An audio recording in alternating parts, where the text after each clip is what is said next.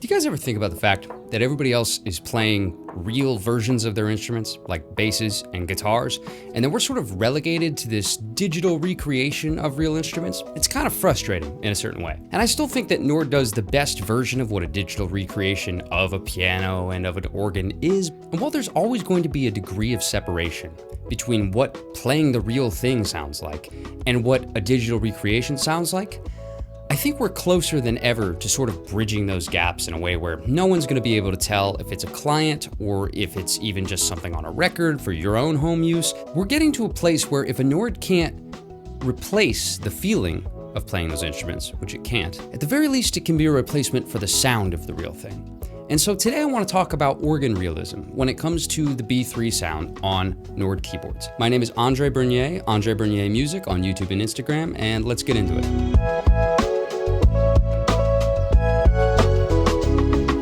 My dog is digging. We're gonna pause this video till she gets comfortable. One moment. Are we there yet? Can I adjust the heating pad for you? Yeah. Now, if you don't want to hear this whole preamble, there's chapter markers down below, but I want to talk a little bit about my experience with this Nord organ. I go through phases with different keyboards. You may have seen some of my synth videos. I actually didn't really get into synthesizers until I lived in Nashville. When I learned synthesis in college, but I was not playing synths in band. I was playing B3 in bands. And when I say playing B3, I don't mean I was hauling a real B3. I did not have a van. I had a 2008 Prius. It would not have fit. When I was a kid, I have a very, very distinctive memory of standing in a Home Depot and thinking, I want to play Hammond organ. And that was when I started looking at electric organs online.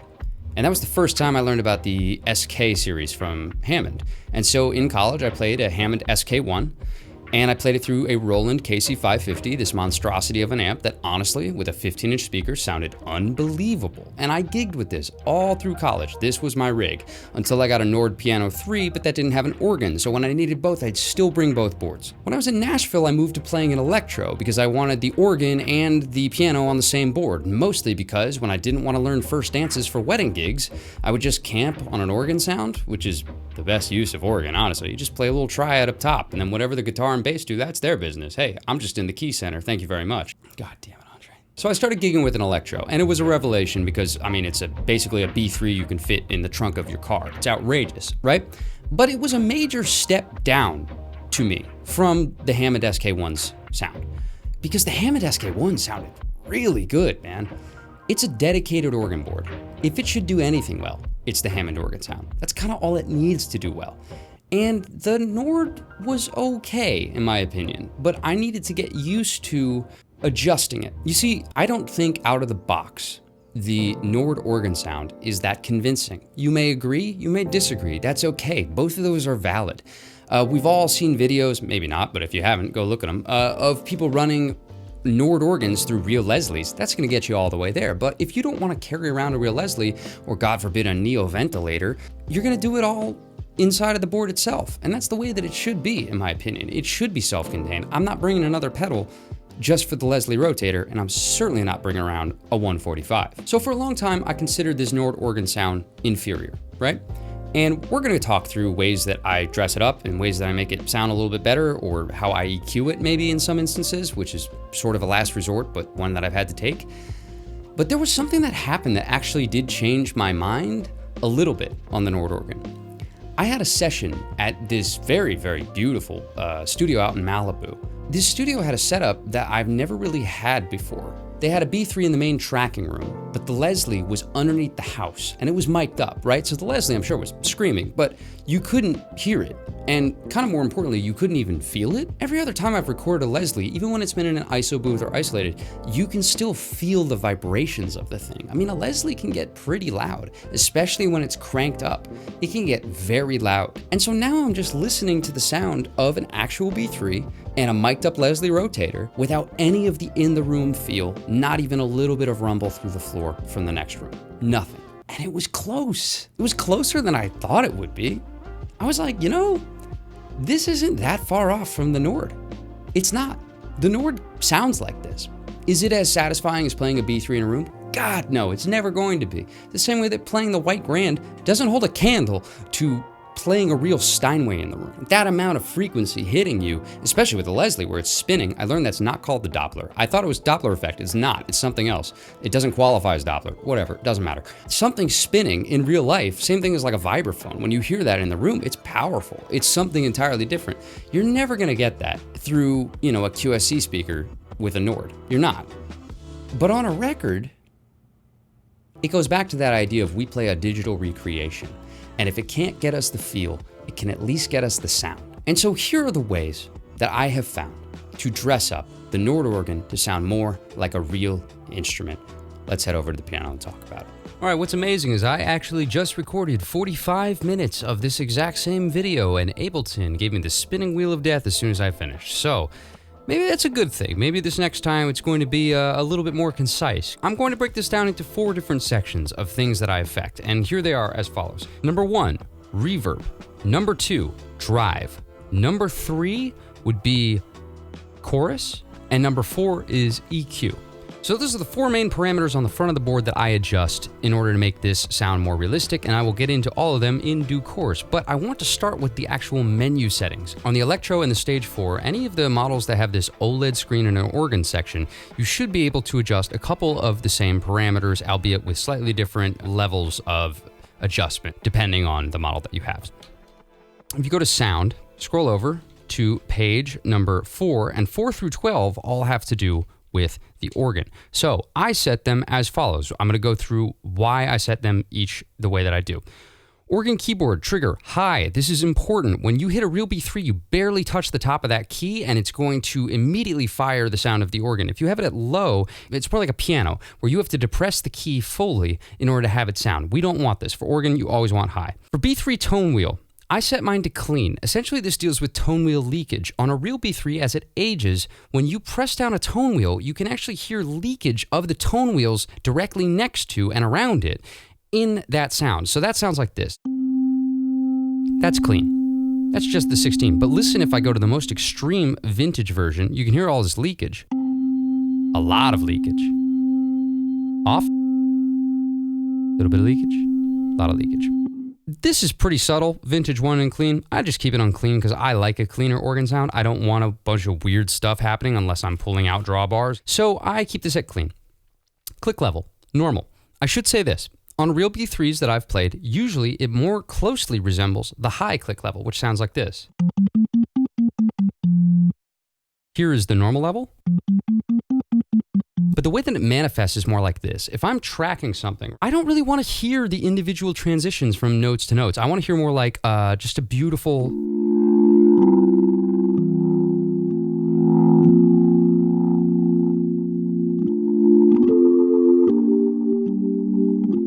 Right?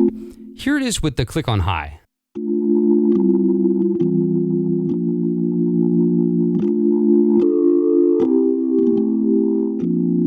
You just hear the plunking more. I don't mess with that as much. I don't like it. So I keep it on normal. Leslie mic distance, close. This, when they close mic it, you hear more of the bass rotor and you hear more of that separation from the treble rotor. I really like that. You may not. There's an ambient setting. That's totally fine too. I keep it on close. I've played around with this before. I used to do horn level slightly hotter than bass level. Now I just keep it at 50-50 for ease sake. But here's where we get into the meat and potatoes. I'm going to address these for sort of as one unit. Essentially, this deals with the bass rotor, the speed that it spins when it's going on the fast setting for the Leslie. I set this to low because I think the bass rotor doesn't spin on a real Leslie. If you want some fun facts, what it actually is because spinning a big speaker would be a lot of like force and energy. It's actually a stationary speaker, and then there's like a picture like a bin with a hole in it. That's what spins around it, and that's what the bass rotor spinning sound is for a Leslie rotator. So I set this to low. Here it is at regular. Not a ton of difference. I just like it at low. For the rotary horn speed, I set it to normal. I do want this to be pretty fast. I don't want this to be too slow, but here it is at normal and low. Here's normal.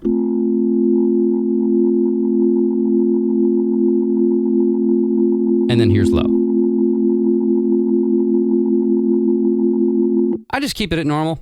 That's all to taste. You can do whatever you want. So what I really would tell you should consider doing pretty much universally is setting your rotary rotor acceleration for low on both the bass rotor and the treble rotor. And the reason is this. Most B3s that I've played, you know, the Leslie that they're attached to, it takes a second for it to kind of get going and spin up and spin down. And I really like that sound because when I'm playing a B3, I want to be riding this Leslie. As soon as I hear it basically even out,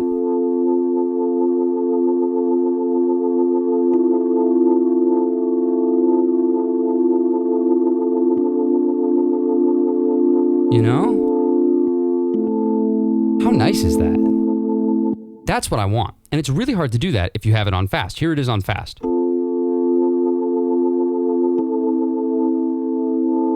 There's no magic there.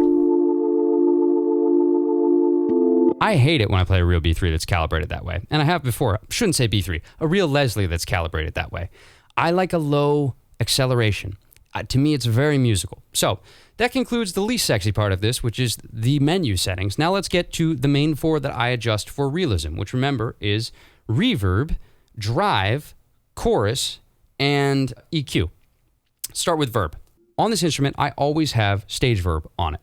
And although the curve is slightly different for the verb on the stage 4 versus the Electro, I normally keep it somewhere past 5. Generally under 9, but past 5. 9 is extreme. I would say I keep it somewhere around 6 to 7 generally.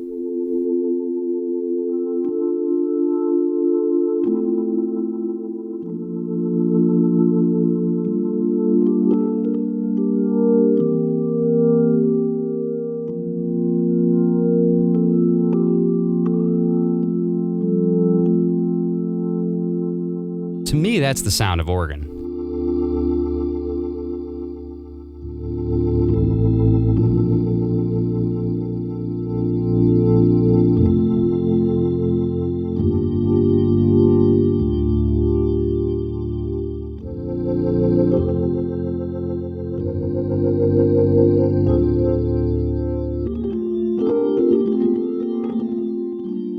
It also makes your transitions a little bit more forgiving. You know, if you're not using the pedal at all, like the sustain pedal, which you probably shouldn't if you're playing two-handed up here. When I'm playing the bass stuff too, sometimes I kick it on just because, like, I don't know, it makes it easier to transition. But reverb really irons out any of those like short moments where you're not playing, which I really like. So reverb, I'll set on stage verb and have that on. Have it up pretty high. Don't be afraid of the verb. Room verb sometimes if I'm doing funkier stuff, Wolfpack, whatever, but generally stage verb. That concludes that section. It's that easy. Next section, drive. So on a real Leslie, if you were to drive it, it would be extremely loud. I mean, when you listen to those old Jimmy McGriff recordings, dude, those Leslies were cranking. I heard he used to use 2 of them too. So thankfully, now we can just turn a knob and have all of that gain without having to worry about, you know, noise complaints or neighbors or anything like that. I generally use the drive somewhere between 4 and 7. Again, basic guidelines. At this point, I just dial it in subconsciously. But if you're getting started, I'd say somewhere between 4 and 7. So here it is at 4. This is just a little bit of hair on it. Which, by the way, I should mention something now, which really, really bothers me. This right here is a volume slider. I want this to be post everything else in the organ section so that, let's say I'm building a patch, but I want the organ to be screaming, but I want it to be low in the mix, like screaming with distortion. I want this to be before the volume slider. That makes sense, right? That is not how Nord has this route, because you hear how there's a bit of hair if I have it up here and I have this at, let's say 5. But if I lower this, that hair goes away. That's insane. The overdrive level should be the same throughout the entirety of this volume slider. This is the equivalent of taking, you know, if you're on a guitar gig, it's like putting a distortion pedal after your amp's master volume. Why would you do that? You don't want your amp's master volume and how loud you want to be on the gig to affect how much distortion you have. Distortion is an effect. It just doesn't. God, this bothers me. Nord, you guys could patch this at any point. I don't know why this is this way. I don't know who likes it like this. This is insane because sometimes I'll go to lower this volume and drive won't work the way that I want it to. That's not great. So either way, let's go back to 4 and just know that you're going to have to keep your organ bank volume pretty close to high, which you have a volume pedal to, assuming you're using an expression pedal, which you really should be with organ. You really should have a Yamaha FC7 or something of the like. But yeah, man. This should really be pre-volume, not post-volume. That doesn't make any sense at all. Anyways, So here's 4.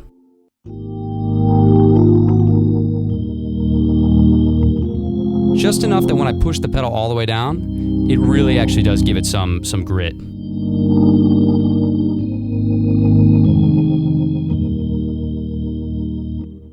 And then here it is at 7. You can hear, I mean, that's like getting up there. I would use this if I was doing like a 1970s sort of thing, right? Somebody needs like some more screaming organ tone. So here, that sounds like this.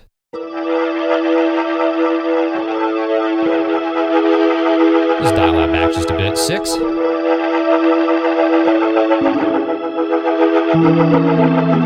Like when we play Carter's song, Andrew, that's probably around 6.5, 7.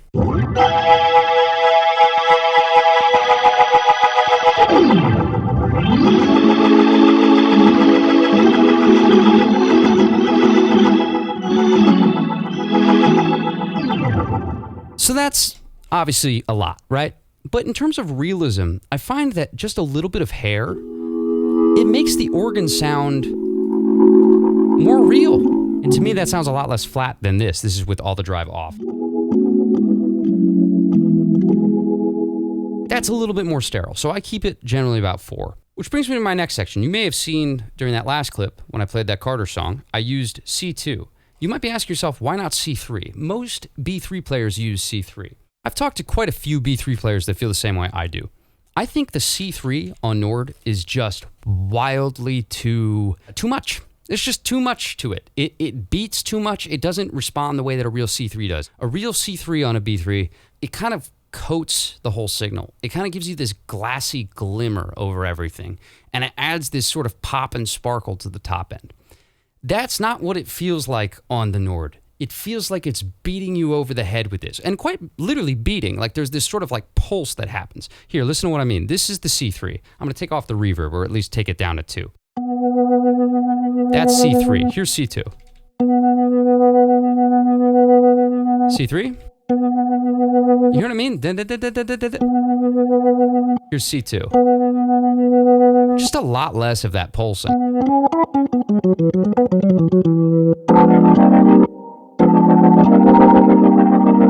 Like the Leslie's not on right now, and that's the problem. We want it to kind of feel placid for certain moments when the Leslie's slow. It never feels placid with the C3.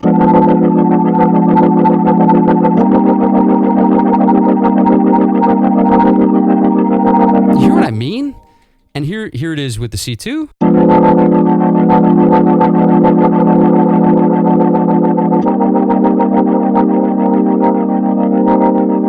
Still sounds like it's beating a lot, honestly, but...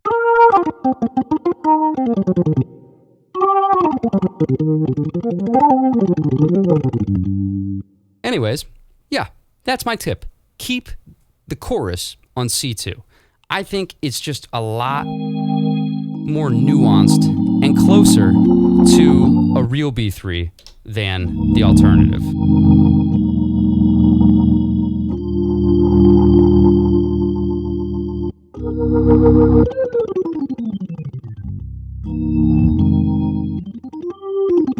I'll give kind of one little other bonus tip. This is one that you can take or leave, but a lot of people, when they use percussion's a really specialty effect. Let's start there. I hear a lot of people who are new to organ kind of always play with the Jimmy Smith settings, which are as follows.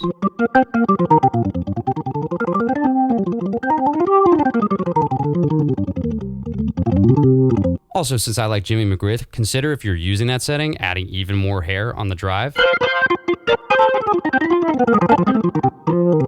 See, like right now, I want to turn down the volume, but if I turn this down, I have to turn up the drive. That's insane. This drive should be constant, whether I have this at -46 or at 0. Anyways, again, annoyed by that.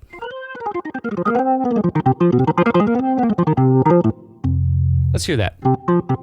Hear a more Jimmy McGriff style distortion on Jimmy Smith settings.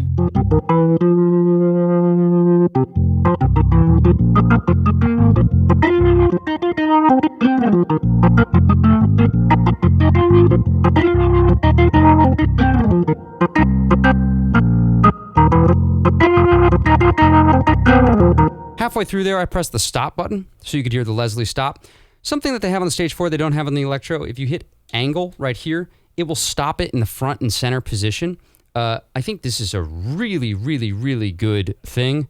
You don't want it to stop free, because when it stops free, it's basically just like wherever the horn happens to be in the simulation, it's going to stop there. This means your horn could stop facing away from the perceived front of that speaker, and then it's just going to sound really weird when you're playing.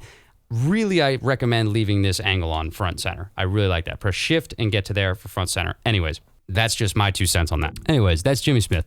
That's a very jazz-oriented sound, obviously. And something I would suggest is if you're ever looking for a solo sound that's not quite so jazzy, it still is in that vein. I mean, you're playing organ. It's going to be somewhere near that. But instead of using the third harmonic, try the second. And the third harmonic is actually a fifth. So if I'm playing C, that's the second harmonic. That's a C. But the third harmonic is a G. Right? That's the Jimmy Smith. But it makes it sound very jazz-oriented. The second harmonic is just basically up an octave or something like that. It blends in a lot more, but still gives you that kind of stabbing kind of thing. So if you want sort of that old school organ solo tone, this is really good for like soul. You could use it on a wedding gig. It's a nice way to solo without it feeling quite so heavy-handed Jimmy Smith. And I would normally leave the Leslie on slow as opposed to stop, which will also get you further away from that Jimmy Smith thing. You can see I have the fourth drawbar pulled out. This is the exact combination used for Green Onions.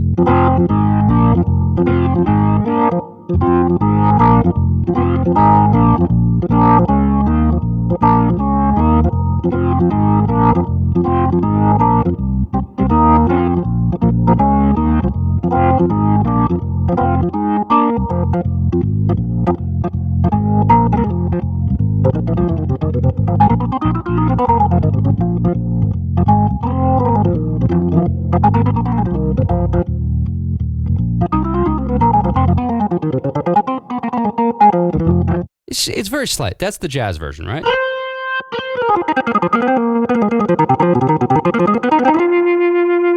That beating again. I mean, that's on C2. Again, here's C3.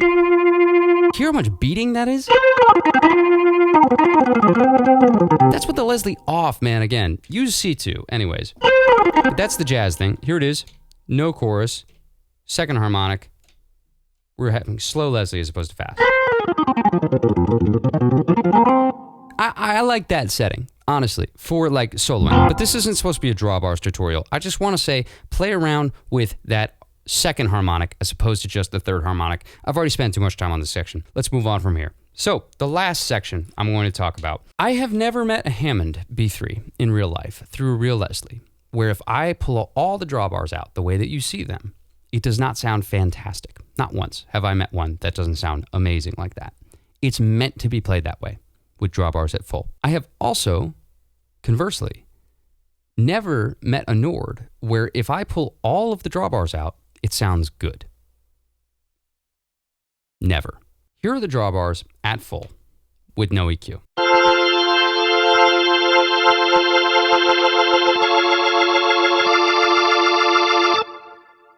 It's like unlistenably brittle. That's not great. It's really not. The Nord's harshness really gives away the fact that it's digital. It really does. It is very, very harsh with all the drawbars at full. I will sweep this mid-frequency until I find the offending frequency by boosting a little bit, boost it like 2, find the offending frequency, and then notch it out. The last time I did this video, when I recorded for 45 minutes and Ableton deleted all of it, 4 kilohertz is where I found the offending frequency last time. And I had to notch it out 7 decibels. So take a listen to that, right? Now we're at full. And that sounds like that. Still bright, but listen to it off again. I can't even, like... It's crazy how much of that 4K frequency is in there. It's really, really harsh to me.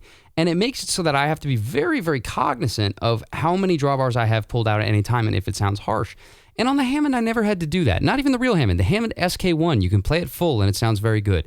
Nord, you need to look for a way where when I pull all the drawbars out, it doesn't sound harsh. You need to find a way that default, it just sounds good on the board without needing to set an EQ per patch, because that's kind of crazy. So that's all I'll say about that. I'll play one more thing just to get us out. I'm going to do it with the B3 bass split right down here. B3 bass is pretty cool, man. I'm glad that they included that. On a real Hammond, you only have 2 drawbars for those lower B3 ones. So I literally always do the lowest one all the way out and then just this one to however much of that extra octave I need. But generally, probably around 2 or 3. Not that much. So I'm going to play something just to get us out, and then that'll be it. Thank you so much for watching, guys.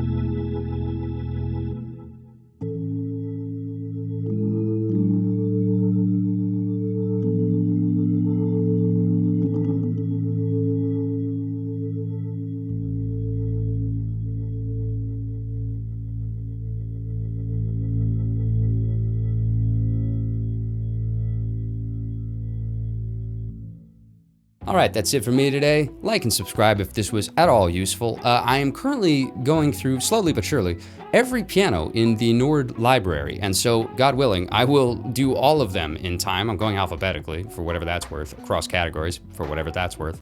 Cut this. And so if you're interested in getting the most out of your Nord, I'm not selling a course, there's no click to buy the patch, there's none of that.